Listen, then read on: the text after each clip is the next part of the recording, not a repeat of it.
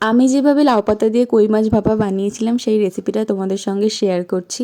মাছটাকে ধুয়ে এভাবে চিড়ে নিতে হবে। আর মশলার জন্য রসুন, কাঁচা লঙ্কা, শুকনো লঙ্কা, জিরে আর সর্ষে ভালো করে পেস্ট করে নিয়েছি। প্রথমে মশলাটা দিয়ে মাছগুলোকে ভালো করে মাখিয়ে রাখতে হবে। আর তার মধ্যে দিতে হবে সর্ষের তেল, হলুদ, নুন। আর তেলটা অবশ্যই পরিমাণ অনুযায়ী, যে যতটা পরিমাণ খেতে পছন্দ করে ততটাই দিয়ে ভালো করে মাছগুলোকে ম্যারিনেট করে কিছুটা সময় রাখতে হবে, তাতে মাছের মধ্যে মশলাটা খুব ভালোভাবে ঢুকবে। আর তারপর আমি চলে যাব লাউ পাতা আনতে। হ্যাঁ, আমরা বাঙাল, আমরা পাতা দিয়ে মুড়েই মাছ খেয়ে নিই। পাতাগুলোকে ভালো করে দেখে নিতে হবে যাতে কোনো পোকা না থাকে। তারপর সেগুলোকে জল দিয়ে ধুয়ে পরিষ্কার করে নিতে হবে। আমি এখানে একটা ছড়ানো থালা নিয়েছি যাতে অনেকটা জায়গা পাওয়া যায়। আর থালার উপরে প্রথমে লাউ পাতাটাকে ভালো করে পাতিয়ে নিয়ে তার উপরে মাছ দিয়ে কিছুটা মশলা আর সর্ষের তেল দিয়ে ভালো করে মাছটাকে পাতা দিয়ে মুড়ে নেব। ছোট মাছ হলে একটা পাতাতেই হয়ে যাবে, আর বড় মাছ হলে, আমি তো দুটো পাতা দিয়ে করেছি, ভালো করে মাছগুলোকে মুড়ে নিতে হবে। আমি সুতো দিয়ে মুড়েছি, চাইলে টুথপিক দিয়েও মুড়ে নেওয়া যায়। সুতো দিয়ে মুড়ে নিলে কোথাও থেকে মশলা লিক করার ভয়টা থাকে না। টুথপিক দিয়ে মুড়লে অনেক জায়গা থেকে একটু ফাঁকা হয়ে গেলে মশলা বেরিয়ে আসতে পারে। এখানে আমি সবগুলো মাছকে লাউ পাতা মুড়িয়ে নিয়েছি। তারপর একটা ননস্টিকের কড়াইতে একটু তেল লাগিয়ে নেব।